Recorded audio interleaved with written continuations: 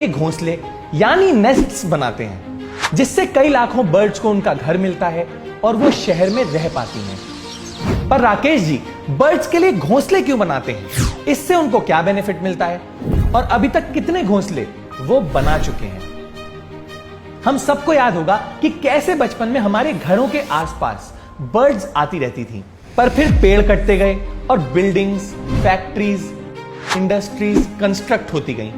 और क्योंकि बर्ड्स अपना घोंसला ज्यादातर पेड़ पे ही बनाती हैं, तो बर्ड सिटीज से विलेजेस की तरफ जाके बसने लगी। हम सब ने इस प्रॉब्लम को नोटिस किया, पर राकेश जी ने इस प्रॉब्लम को सिर्फ नोटिस ही नहीं किया, बल्कि इस प्रॉब्लम को सॉल्व करने की रिस्पॉन्सिबिलिटी उठाई। मेरा बचपन पुरानी दिल्ली की गलियों में बीता। मकानों के अंदर खूब झरोकेदार मकान होते थे, हवा के आने जाने के लिए छोटे छोटे रोशनदान भी होते थे, जिनसे अच्छे अच्छे बर्ड्स अंदर आके अपने घोंसले बनाया करते थे। पंखों के जो कोठर होते हैं उसमें और स्विच बोर्डों के अंदर घर बनाया करती थी। तो मेरे घर के बड़े बूढ़ों की पहली इंस्ट्रक्शन यही होती थी कि पंखा ज्यादा नहीं चलाओगे, अगर चिड़िया कट गई तो तुम्हारे कान काट दिए जाएंगे। और तब से ही राकेश जी ध्यान देने लगे कि उनकी वजह से किसी भी चिड़िया को कोई भी नुकसान ना पहुंचे। पर फिर जब राकेश जी पुरानी दिल्ली से अशोक विहार जाके शिफ्ट हो गए, तो उन्हें एक बहुत बड़ा चेंज एक्सेप्ट करना पड़ा। अशोक विहार में जहाँ पहुंचे तो हमने धीरे धीरे देखा डेवलपमेंट इतनी तेजी से शुरू हो गई थी, पेड़ कटते जा रहे हैं, मकान बनते चले जा रहे थे और चिड़िया दिखनी बिल्कुल बंद हो गई थी। मकानों में कोई भी ऐसी जगह नहीं होती थी जहाँ चिड़िया अपना घर बनाए। अब क्योंकि राकेश जी का जुड़ाव बचपन से ही चिड़ियाओं के साथ काफी था, तो उन्होंने डिसाइड किया कि वो बर्ड्स को वापस बुलाने के लिए खुद अपने हाथों से घोंसले बनाएंगे। तब तक साउथ से हरा नारियल पीने के लिए बहुत दिल्ली में आने लगा था और मैं जगह जगह देखता था कि ढेर लगे रहते थे, लोग पी के उसको फेंक जाते थे। तो एक दिन हमारे ग्रुप ने एक छोटा सा प्रोग्राम बनाया, हम 10-12 नारियल वहाँ से उठा के ले आए, उसके मुंह को थोड़ा सा बड़ा करा, उसके अंदर खूब सारे अखबार डाल दिए, उसके चारों तरफ एक फेविकोल की हल्की सी लेयर और आटे की लेई मिला के बनाई और उसके ऊपर कूलर की जो साइड की घास होती है वो चिपका दी, उसको सुतली से बांधा, उसके आगे एक दातुन का ऐसे डंडी सी लगा के और उसको हमने पेड़ के ऊपर टांग दिया। फिर राकेश जी और उनके कुछ दोस्त उस घोंसले को देखने लगे, पर एक भी चिड़िया उसमें नहीं आई। आसपास के लोग उनका मजाक भी उड़ाने लगे, जिस बात से राकेश जी बहुत डिसअपॉइंटमेंट हुई। लोग कहते थे, अरे भाई चिड़िया अपना घर खुद बनाती है, आपके बनाए हुए घर में क्यों आएगी। बड़ा बुरा लगता था, लेकिन मन में यह था कि नहीं, ये करना तो है।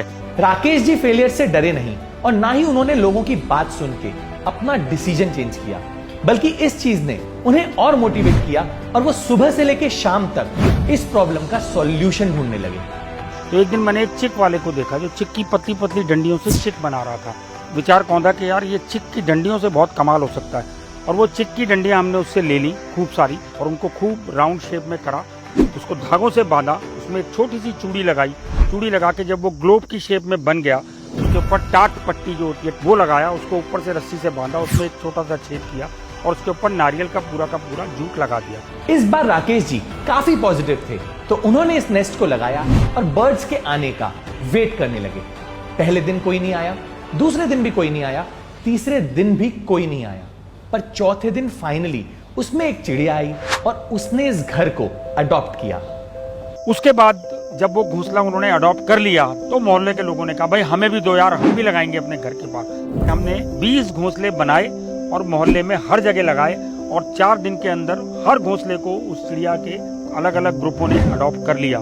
किसी को आशियाना देना, इससे बड़ी ब्लेसिंग जिंदगी में और किसी को नहीं मिल सकती जो मुझे मिली। राकेश जी ने सोचा कि वो घोंसला बनाने के इस काम को सिर्फ अपने तक ही नहीं रखेंगे, बल्कि और लोगों को इसके लिए ट्रेन करेंगे।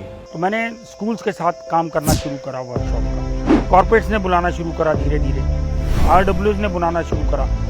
80 साल से लेकर के 6 साल तक के बच्चों ने हमारी वर्कशॉप अटेंड करी और सबसे ज़्यादा खुशी उनको तब होती है कि आपके बनाए हुए किसी आशियाने के अंदर किसी दूसरे ने आके अपनी जगह बनाई, उसमें अपने बच्चे दिए, बच्चे देने के बाद जब उड़ गए तो दूसरे किसी पंछी ने उसको अडॉप्ट कर लिया। राकेश जी अभी तक 2,50,000 बच्चों, बड़ों और बूढ़ों को घोंसला बनाने की ट्रेनिंग दे चुके हैं, जिससे कुल मिला के 1,25,000 घोंसले उन्होंने खुद या फिर उनकी ट्रेनिंग की वजह से बनाए गए हैं। अभी इस साल वर्ल्ड बुक ऑफ रिकॉर्ड ने उसके अंदर हमारे 1,25,000 घोंसलों का सर्टिफिकेशन जारी किया है। लिम्का बुक में 2 बार हमारा नाम है। हाउस ऑफ कॉमन्स लंदन के अंदर हमें ग्रीन एप्पल अवार्ड मिला, जो कि स्पैरो कंजर्वेशन के लिए बेस्ट था।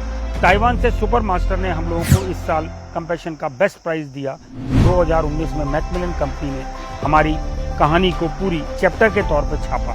जीते जी राकेश जी का नाम एक चैप्टर में आ गया जिसे बच्चे पढ़ते हैं। इससे बड़ी अचीवमेंट राकेश जी को कोई नहीं लगती। इसके बाद राकेश जी ने कई तरह के घोंसले बनाए, पर उनका सबसे स्पेशल जूस के वेस्ट टेट्रा पैक्स को रिसाइकिल करके बनाए, जिससे दुनिया में वेस्ट रिड्यूस हो सके। Isn't that amazing? Also Rakesh ji की स्टोरी ने हमें काफी इंस्पायर किया, इसीलिए उनकी स्टोरी हम आपसे शेयर कर रहे हैं। This is not a paid promotion. तो अगर आपको भी राकेश जी की स्टोरी ने इंस्पायर किया है तो इस वीडियो को शेयर